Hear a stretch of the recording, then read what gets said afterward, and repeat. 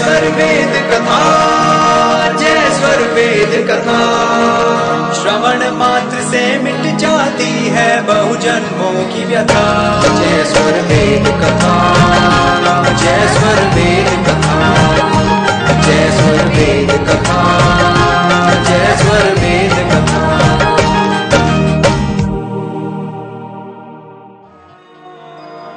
सृष्टि के रहस्यों को खोजने वाले आज विश्व के सबसे बड़े वैज्ञानिक हैं स्टीफन हॉकिंग। वो महाशय जी बोलते हैं कि सृष्टि के पीछे कंपन है, सृष्टि के पीछे थर्राहट है, वाइब्रेशन है। लेकिन इसकी भूमिका को वे स्पष्ट नहीं कर पा रहे हैं कि ये वाइब्रेशन, ये कंप किस पदार्थ का है। ये सद्गुरुदेव कहते हैं ये जो कंप है ये अक्षर ब्रह्म के द्वारा हो रहा है, जो कॉन्शस एंटिटी है, जो चेतन सत्ता है। चेतन सत्ता के द्वारा ये कंप हो रहा है, जिससे सृष्टि और प्रलय का यह कार्य हो रहा है।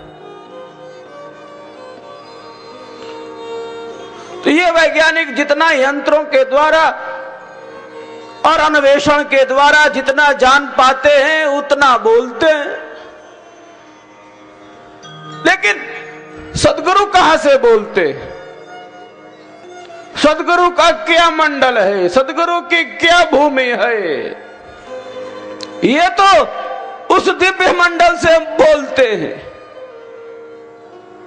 ये तो साधना के द्वारा समस्त तत्वों का साक्षात करके तब बोलते हैं। ये वैज्ञानिक रिसर्च करते हैं और सर्च तो हो चुकी है, खोज तो हो चुकी है। सद्गुरु के द्वारा, अध्यात्म के द्वारा ये खोज हो चुकी है। ये फिर से रिसर्च कर रहे हैं। सर्च तो हो चुकी है, ये कोई नई बात नहीं बताते। ये जो बोलते हैं उससे आगे तो पहले ही पता रहता है। एक दिन एक व्यक्ति ने दिल्ली में मुझसे कहा, एक वैज्ञानिक प्रलय के संबंध में बोल रहा है कि ये वायु का वेग बढ़ जाता है, ग्रहमालाएं नष्ट होने लगती हैं। ऐसा विचार वो वैज्ञानिक दे रहा है। हम कहे ये कौन नया विचार दे रहा है? इसमें क्या नया है? क्या नया है इसमें? प्रलय के संबंध में सद्गुरुदेव ने अपने सिद्धांतों को प्रतिपादित किया है। क्षिति परमाणु हल्का होई, वायु वेग नभ उड़त सोई, ग्रहमाला टूटे पल माही, प्रलय भयंकर रूप समाही, कारण कारज तत्व विलीना, रह परमाणु तत्व अभीना, अक्षरधार अंतर्मुख होई, रचना सृष्टि रहे नहीं कोई।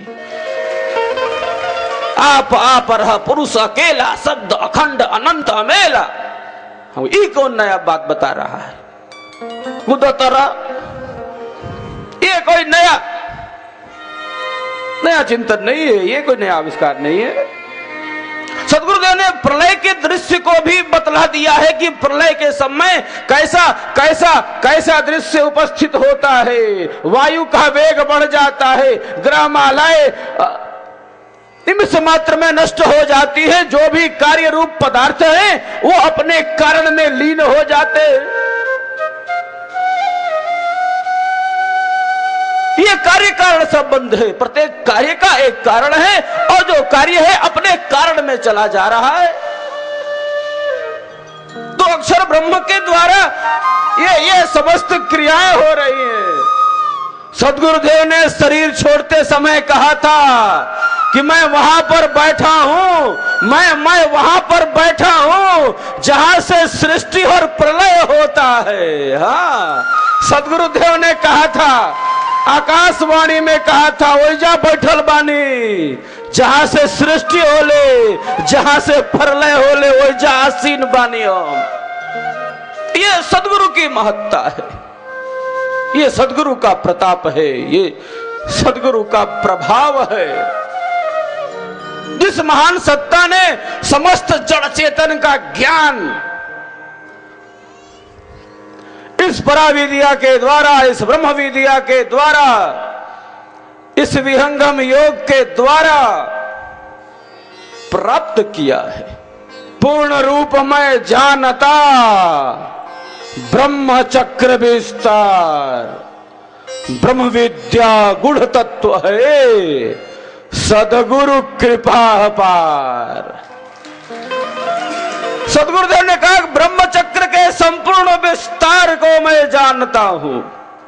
प्रकृति से लेकर परमाणु पर्यंत का ज्ञान है। ऐसी उद्घोषणा कौन कर सकता है?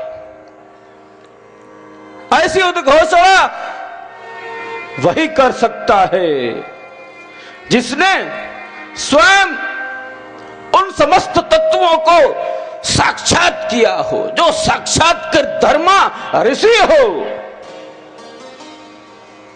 वही इन समस्त तत्वों को इस प्रकार से व्यक्त कर सकता है। सद्गुरुदेव की शक्ति, उनका सामर्थ्य, उनका प्रभाव ये वाणी का विषय नहीं है। विज्ञान देव के पास इतनी ताकत नहीं है, विज्ञान देव के पास इतनी शक्ति नहीं है कि सद्गुरु देव के समस्त ज्ञान और विज्ञान को वर्णित कर सके। अथाह है, असीम है, अपरिमेय है, अद्भुत गाथा है। वाणी के पास वह सामर्थ्य नहीं है। जितना कुछ भी कहा जाता है वो बहुत अल्प होता है, बहुत सीमित होता है। अभी हम 5 दिनों से प्रतिदिन विहंगम योग की ज्ञान गंगा में डूबे हुए हैं। कोई कह दे कि संपूर्ण सिद्धांत को व्याख्यायित किया जा सका, कौन कह सकता है? किसी के पास अद्भुत है, अलौकिक। जितना कुछ भी कहा जाएगा वो बहुत अल्प और सीमित हो जाएगा। हम सब तो इसीलिए कहते हैं, मैं इसीलिए कहता हूं कि सभी उस पथ पर अग्रसर होने के लिए प्रयत्नशील होते रहें। सद्गुरु के सिद्धांत को, सद्गुरु की साधना के पथ पर सदैव दृढ़ रहें और विहंगम योग का सिद्धांत, विहंगम योग का ज्ञान जन जन तक पहुंचता रहे। इसीलिए ये प्रयत्न और पुरुषार्थ होता है। बाकी कोई ये कह दे कि मैंने संपूर्ण सिद्धांत को व्याख्यायित कर दिया, वो अल्पज्ञता, वो अल्पज्ञता है, वो मूढ़ता है, वो मिथ्या ज्ञान, वो विपरीत ज्ञान। अद्भुत गाथा है ये, अध्यात्म की अजस्र ज्ञान धारा है। और इसका अनुभव सद्गुरु के साधक करते हैं, जो विहंगम योग की साधना का अभ्यास करते। वही इन समस्त तत्वों को आत्मसात कर पाते हैं, जो सिद्धांत में दृढ़ स्थिर होकर साधना के पथ पर सदैव तल्लीन रहते। तो यह सिद्धांत और साधना का समन्वय है। ब्रह्म विद्या के ये 2 भेद हैं, एक सैद्धांतिक पक्ष है और दूसरा क्रियात्मक पक्ष है। ये ब्रह्म विद्या के ये 2 भेद होते हैं।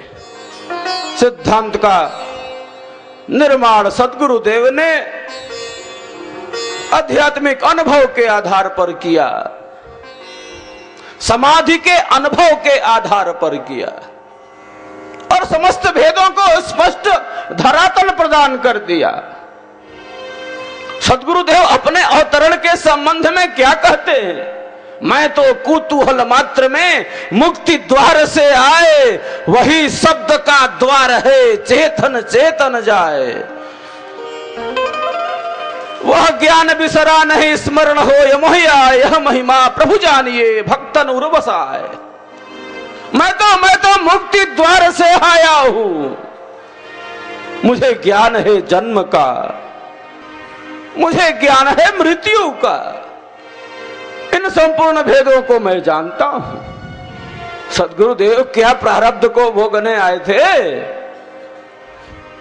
क्या कर्म से विवश होकर वे अपने प्रारब्ध को भोगने आए थे? जैसे आमजन आते हैं, अन्य जो संसारी आत्माएं हैं वे कैसे आती हैं, कैसे आती हैं? उनको तो प्रारब्ध भोगना है,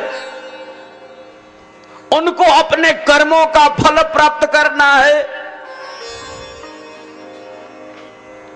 प्रारब्ध के वशीभूत होकर उनके शरीर का प्रारंभ हो जाता है, क्योंकि जो शरीर का प्रारंभ करता है उसी को प्रारब्ध कहते हैं। यह संचित क्रियमाण और प्रारब्ध का मामला है। संचित कर्मों में से उतने ही कर्म प्रारब्ध के रूप में प्राप्त होते हैं जिनका इस जीवन में भोग कर लिया जाना है। संचित कर्मों में से उतने ही कर्म प्रारब्ध के रूप में मानव को प्राप्त होते हैं जिनका इस शरीर से, इस जीवन से भोग कर लिया जाना है। उतना ही संचित में से प्रारब्ध के रूप में आएगा। तो सामान्य संसारी जो आत्माएं हैं वे आती हैं इसी प्रारब्ध को भोगने और कुछ नूतन नवीन कर्म करने के लिए। मानव से इतर जो भोग योनियों वाले हैं केवल भोगों को भोगते हैं। मानव कर्म करता है, भोगों को भी भोगता है और अपने कल्याण का मार्ग भी प्रशस्त कर लेता है। ऐसा अधिकार केवल मानव के पास है। मानव शरीर में ही आत्मा अनंत उन्नति को प्राप्त हो सकती है, हो जाती है। मानव से इतर जो अन्य शरीर है उसमें आत्मा की उन्नति का कोई साधन नहीं है। आत्मा कोई उन्नति प्राप्त नहीं कर सकती। मानव शरीर में ही आत्मा अनंत उन्नति को प्राप्त करती है, समुन्नति को प्राप्त करती है। इसी मानव शरीर में स्थित होकर आत्मा उस परमानंद के आनंद को भी प्राप्त कर लेती है। ये इतना श्रेष्ठ है, ये इतना दिव्य है। ईश्वर की ये सर्वोत्कृष्ट रचना है, सर्वोत्तम कृति है। जीवनम परमोत्कृष्ट प्रसादो जगति पते तस्य तत्वम रहस्यम च ये विदुस्ते मनीषिण। ये जीवन का रहस्य विवेकी जन जानते हैं, ईश्वर का महान प्रसाद है। तो सद्गुरुदेव प्रारब्ध को भोगने नहीं आए थे, वो स्वयं की इच्छा से शरीर धारण किए थे। जग जीवों के कल्याण के लिए, हमारे आपके कल्याण के लिए वे इस धरती पर प्रकट हुए थे। ऐसा महान सद्गुरु जो आज भी अपने मंडल में विद्यमान है, हम सबको प्रत्यक्ष देख रहा है।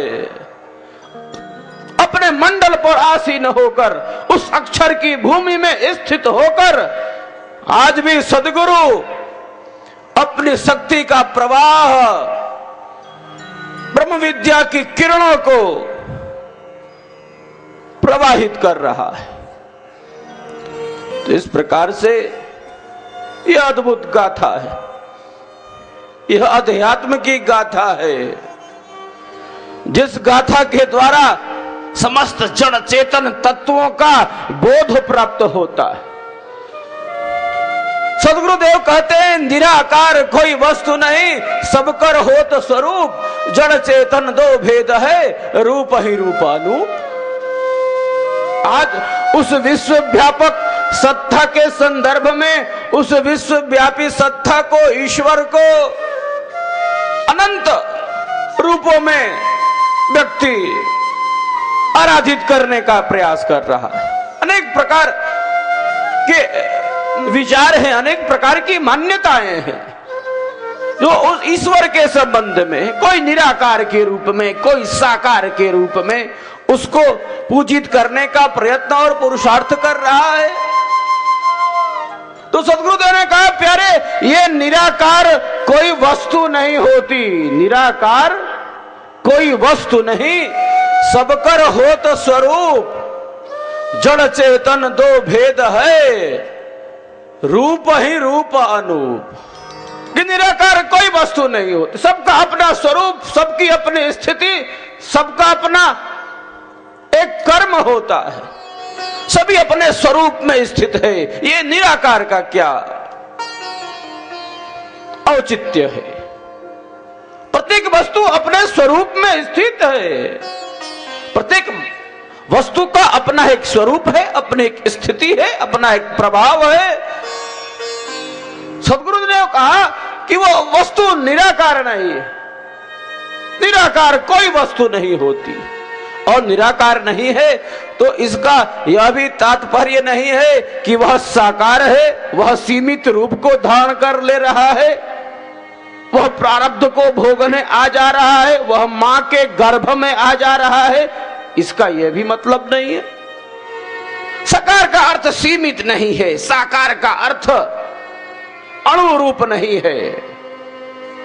वह ईश्वर साकार और निराकार इन दोनों की सीमा से परे है, उसको साकार और निराकार की सीमा में नहीं बांधा जा सकता। इन दोनों से सर्वथा पृथक अनुभव गम्य चेतन, वो सार शब्द, दिव्य प्रकाश, श्वेत भूमि, श्वेत शून्य, वह इनसे सर्वथा पृथक है और वह तो अनुभव गम्य है। प्रत्येक पदार्थ जड़ और चेतन के रूप में अभिव्यक्त है। प्रत्येक पदार्थ का अपना अपना एक स्वरूप है, अपनी एक स्थिति है और वो पदार्थ जड़ और चेतन के रूप में स्थित है।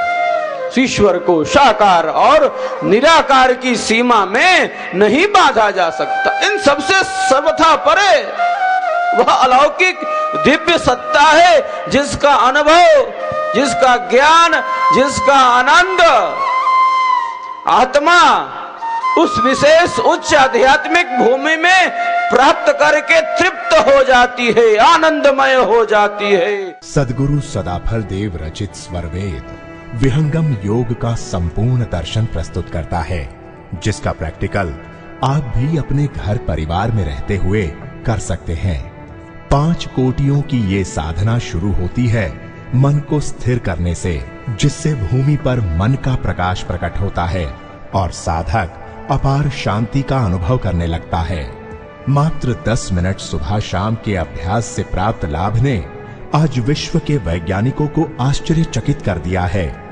दूसरी कोटि में विहंगम योग का साधक मन को अंतर्मुखी कर अंदर की त्रिवेणी में स्नान करता है, जहां उसे प्राप्त होता है ब्रह्मांड में व्याप्त एवं गुंजायमान ओम। जब ये ध्वनि स्वयं प्रकाशित हो जाती है तो चेतना ऊर्ध्वमुख होकर दशम द्वार पर पहुंचती है।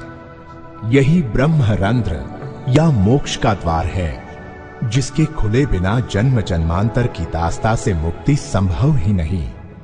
विहंगम योग की तीसरी कोटि में सद्गुरु दया से बिना किसी कुंभक प्राणायाम के सहज में कुंडलिनी जागरण हो जाता है और दशम द्वार के खुलते ही अक्षर ब्रह्म का प्रकाश आत्मा को प्राप्त होने लगता है।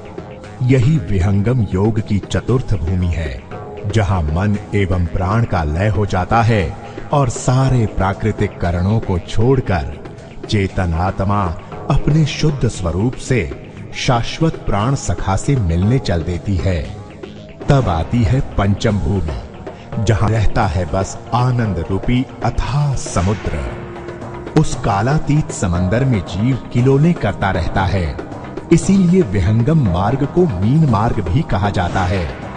आप भी बिना किसी शर्त, फीस अथवा बंधन के इस आध्यात्मिक क्रांति का लाभ उठा सकते हैं।